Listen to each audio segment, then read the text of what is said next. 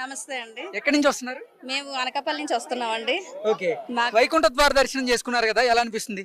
First time చేసుకున్నామండి. మా జీవితంలో మా జన్మ ధన్యమైపోయిందని చాలా చాలా సంతోషంగా హ్యాపీగా దర్శనానికి వచ్చామండి. అంతే అద్భుతంగా దర్శనం కూడా చాలా బాగా అయితే అయ్యిందండి.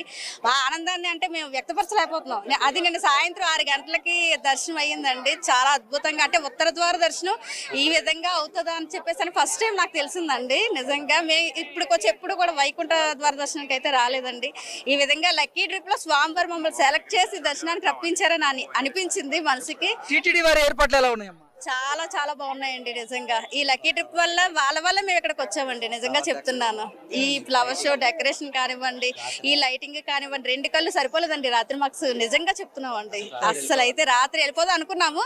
ఇవన్నీ చూసి ట్రైన్ టికెట్లు పోతే పోనీ అని చెప్పి ఇక్కడ ఉండి అన్ని చూసి మళ్ళీ ఇప్పుడు కూడా వచ్చి అన్ని చూస్తున్నామండి. నిజంగా చాలా చాలా బాగుందండి దర్శనం అయితే. ధన్యవాదాలు. ధన్యవాదాలు. నమస్తే అండి. నమస్తే సార్. ఎక్కడి నుంచి వస్తున్నారు? మాది అనకాపల్లి జిల్లా, అనకాపల్లి. నా పేరు శ్రీనివాసరావు. నేను ఎన్నో ఏళ్ల బట్టి తిరుపతి వస్తున్నాను, కానీ ఏ రోజు వైకుంఠ ద్వార దర్శనానికి రాలేదు. ఎందుకంటే వైకుంఠ దర్శనం అంటే ఎక్కువ భక్తులు ఎక్కువ వస్తారు, క్రౌడ్ ఎక్కువ వస్తుంది, తొక్కిసలాట జరుగుతుంది, అంత ఇబ్బంది పడడం ఎందుకని అనుకున్నాం. కానీ లక్కీ డీప్లో ఆ సోమవారం మమ్మల్ని పిలిచారు.